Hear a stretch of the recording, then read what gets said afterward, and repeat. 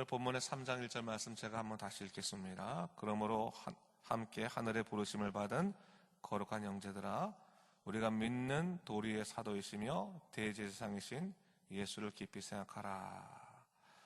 그러므로 이것은 이제 2장의 내용을 받는 것이죠. 예수님께서 고난을 받으신 그 크신 사랑으로 실천하셨기 때문에 그렇게 하셨으므로 이제 어떻게 하라고 얘기하고 있습니까? 믿는 도리의 사도이시며 대제사장이신 예수님을 깊이 생각하라, 그렇게 말하고 있습니다. 여기서 깊이 생각하라고 하는 말에 원래 헬라어 단어는 카타노의 사테라고 하는 말을 사용한다고 합니다. 이 말은 뭐냐면 마음을 고정시키다, 그런 뜻을 가지고 있습니다. 실제적으로 영어 성경에서도 이 표현을 갖다가 아주 구체적으로 사용합니다. 해석하면 이렇습니다. 예수님께 네 생각을 고정시키라, 이렇게 아주 구체적으로 표현하고 있습니다. 히브리서 기자는 이 말을 명령형으로 사용하고 있습니다. 예수 그리스도로 구원받은 성도들은 이제는 자신의 모든 생각을 예수님께 고정시킴으로 그의 인간적인 생각들을 굴복시킬 것을 명령하고 있는 것입니다. 오늘 히브리서 기자가 왜 이렇게 강하게 교훈할까요?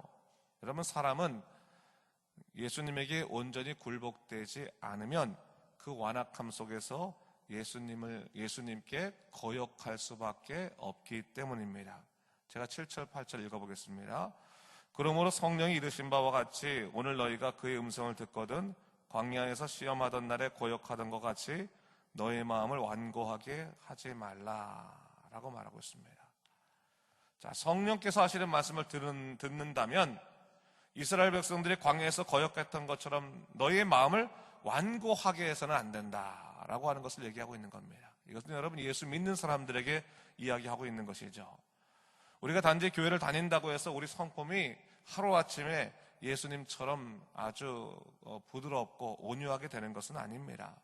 우리 생각과 감정이 예수님께 집중되어서 그분의 말씀으로 다스려지지 않는 이상은 우리는 언제나 어떤 위험성이 있습니까? 우리의 완고한 마음으로 예수님을 향해 거역의 모습들을 보일 수 있는 그런 위험성이 있다라고 하는 것을 잊지 말아야 합니다. 그래서 오늘 히브리서 기자가 말하는 거죠. 성령의 음성을 들어라. 성령의 음성을 들어라. 매 순간 우리가 기도하면서 내 음성이 아니라 성령의 음성을 듣지 아니한다면 우리는 완고한 마음에 휩쓸릴 수밖에 없습니다. 이건 그렇지 않습니까? 신앙생활 잘 하다가 어느 순간 우리가 한번 브레이크를 경험하거나 또 여러 가지 상황 속에 혼란을 느낄 때 보면 그때는 하나님의 음성이 들리는 것이 아니라 내 마음의 음성만이 들리는 겁니다. 내 감정의 소리만 들리는 겁니다. 이것을 히브리서 기자는 완고한 마음이라는 말로 지금 표현하고 있는 것을 볼 수 있습니다. 사실 여러분, 우리가 그러한 완고한 마음 때문에 벌어진 일이 뭡니까? 하나님에게 신실하지 못합니다. 우리 매 순간 신실한 종이 되길 원하지만 우리의 완고한 마음 때문에 신실하지 못한 삶을 살아갑니다. 근데 여러분, 우리에게 희망이 있는 것은 뭡니까? 우리는 신실하지 못하지만 오히려 우리를 구원하신 예수 그리스도는 신실하신 분이기 때문에 그분의 신실하심에 의지해서 우리가 구원의 놀라운 약속 가운데 참여한다고 하는 사실입니다. 바로 그것을 얘기하고 있는 거예요. 나의 온전성 때문에 내가 구원받는 것이 아니라 주님의 신실함과 온전성 때문에 내가 구원받은 믿음의 백성 되었다라고 하는 것을 항상 잊지 말아야 됩니다. 오늘 히브리서 기자가 바로 그것을 얘기하고 있는 겁니다. 오늘 히브리서 기자가요, 제가 어저께도 말씀드렸지만 이것이 유대 그리스도인들에게 쓰는 것 아니겠습니까? 당시 유대 그리스도인들이 여러 가지 삶의 형편으로 인해서 믿음이 흔들립니다. 다시 유대교로 돌아가는 사람들이 있었습니다. 그때 이 안타까운 심정으로 성서 기자가 뭘 얘기하고 있는 겁니까? 야, 천사보다 위대하신 분이 예수님이신데 왜 돌아가려고 하느냐? 오늘 본문에서 뭐예요? 모세보다 위대하신 분이 예수님이신데 왜 흔들리느냐라고 말하는 거거든요. 그러면서 얘기하는 게 뭡니까? 유대인들이 가장 존경하던 모세의 예를 들면서 모세가 종으로서 하나님의 온 집에 신실하였지만 예수님은 어떠시냐? 하나님의 온 집에, 하나님의 집을 맡은 아들로서 하나님의 온 집에 신실함을 다하셨다. 그렇게 얘기하고 있어요. 그러므로 모세를 붙드는 것보다 예수님 붙드는 것이 더 확실하고 약속된 바임을 증거하고 있는 것을 볼 수가 있습니다. 제가 6절 말씀 읽어보겠습니다. 그리스도는 하나님의 집을 맡은 아들로서 그와 같이 하셨으니 우리가 소망의 확신과 자랑을 끝까지 굳게 잡고 있으면 우리는 그의 집이다. 예수님이 거하신다고 하는 겁니다. 그분을 붙잡으면 흔들리지 않는다는 겁니다. 예수님이 내 안에 계신데 어떻게 흔들리겠습니까? 그럼 생각해 보세요. 집이 있는데요, 어떤 집이 무너집니까? 사람이 살지 않는 집이 무너지는 겁니다. 관리가 안 되고 주인이 없기 때문에 무너지지 않습니까? 여러분, 예수님이 우리 안에 계신다고 한다면, 또한 예수님이 우리의 집이라고 하신다면 흔들리지 않는 겁니다. 여러분, 바로 그것을 성경은 얘기하고 있는 것이죠. 예수님께서 신실하신 분이십니다. 그러므로 우리의 마음을 온전히 예수님께 두면 우리는 소망 있는 인생의 결과를 맞이할 수 있게 되는 것입니다. 바로 히브리서 기자가 유대 그리스도인들에게 그런 것을 권면한죠. 당시 여러 가지 환난과 율법의 문제로 인해서 신앙이 흔들리고 있는 사람들에게 다른 것에 미혹되지 말아라.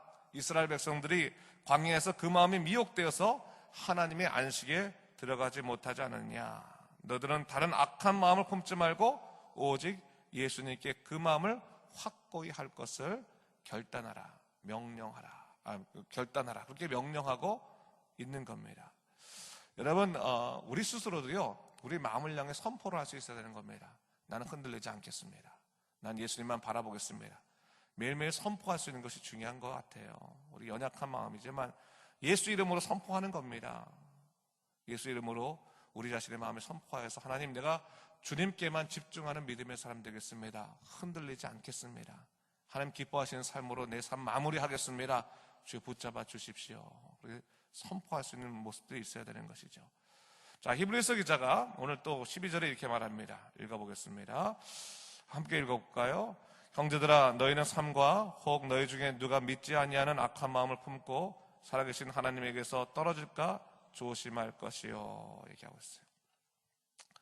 여기서 말은 우리가 악한 마음을 가졌다고 해서 바로 구원의 일들이 취소된다, 그런 의미는 아닙니다. 당시 유대 그리스도인들에게 하는 권고인데 여기서 형제들아라고 부르고 있는 거죠.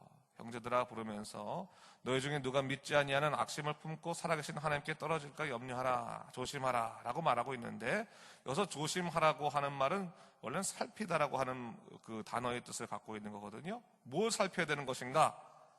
하나님을 믿지 아니하는 악한 마음을 품게 되는 것을 살펴보라고 하는 겁니다. 여러분, 우리가 신앙생활을 할 때 항상 우리 마음의 흔들림에 대해서 항상 집중해야 되는데, 하나님을 온전히 신뢰하다가 하나님께서 살아계시다면 어떻게 이런 일이 있을 수 있을까? 이런 흔들리는 마음이 있을 때가 있어요. 근데 그 흔들리는 마음이 있을 때를 우리 살펴봐야 되는 거예요. 그때는 그 영적인 위기, 틈이 생기면요, 틈이 없으면 물이 아무리 이게 쏟아져도 물이 새지 않는데, 조그마한 틈만 있어도 물은 새잖아요. 그게 중요한 거거든요. 항상 그것을 바라보고 우리 마음을 살펴봐야 된다고 하는 것을 얘기하고 있는 것이죠. 영적으로 깨어 있어야 된다고 하는 것을 의미하는 겁니다.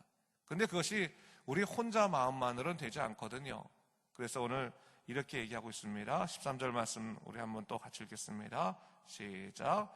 오직 오늘이라 일컫는 동안에 매일 피차 권면하여 너희 중에 누구든지 죄의 유혹으로 완고하게 되지 않도록 하라. 세 가지를 말합니다. 여기 세 가지 단어가 있어요. 오늘이라는 단어가 있고, 매일이라는 단어가 있고, 피차라고 하는 단어가 있습니다. 자, 오늘 여러분, 우리가 매 순간 그러잖아요. 오늘은 그냥 대충 지내고 내일부터 내가 잘하겠다, 그런 마음 많이 품잖아요. 그래서 오늘 히브리서 기자는 바로 그걸 얘기하는 거예요. 오늘 네가 마음의 결단을 하고, 오늘 하나님을 바라보고, 오늘 주님을 붙잡고, 오늘 이해해야 된다고 하는 거예요. 제가 어떤 그 예화를 한번 들으니까 그런 예화가 있더라고요. 사탄은 우리 보고 예수님 믿지 말라고 얘기하지 않고, 또 교회에 충성하지 말라고 얘기하지 않고, 또 사람들과 더불어 화목하라고 얘기하지 말라, 그렇게 말하지 않는다고. 화목하라고 말하고, 예배 열심히 드리라고 말하고, 그리고 주님께 충성을 다하라 말한다고. 단지 하나만 붙이는 거예요. 오늘 하지 말고 내일 하라. 오늘까지는 대충 지내고 내일 하라, 그렇게 말한다는 이야기를 들은 적이 있어요. 그렇잖아요, 여러분. 오늘이라고 하는 것은 현재성을 얘기하는 겁니다. 현재성. 내가 오늘 결단하고, 내가 오늘 주님 바라보고, 내가 오늘 내 마음을 꺾고 주의 명령에 따라 살아가는 것, 그 오늘이 중요한 것이고, 매일이라고 하는 단어는요, 단순하게 에브리데이라고 하는 의미보다는 꾸준한 것을 말하는 겁니다. 꾸준하게, 지속적으로 내 마음을 돌아보고, 지속적으로 우리가 서로가 믿음으로 연합하여서 또 도와주고라고 하는 거죠. 그래서 피차라는 말이 있어요. 피차. 여러분, 성도의 교제는 가장 좋은 것이 뭐냐면 영적인 위로고 영적인 격려죠. 그것이 영적인 기도고 그거지 않겠습니까? 우리 세상적인 교제를 하는 것이 영적 교제가 아니라 영적 교제라고 하는 것은 서로 믿음 안에서 연합될 수 있도록 기도해주고 격려해주는 것 아니겠습니까? 그럴 때 우리가 죄의 유혹으로부터 완고하게 되지 않을 수 있습니다. 그것을 얘기하고 있는 겁니다. 마지막으로 14절 말씀 제가 읽어보겠습니다. 보세요. 우리가 시작할 때 확신한 것을 끝까지 견고히 잡고 있으면 그리스도와 함께 참여한 자가 되리라. 구원의 놀라운 역사를 붙잡고 끝까지 살아가라고 하는 것입니다. 가장 귀한 것이 뭔가? 예수님이 날 구원하신 것 아니겠습니까?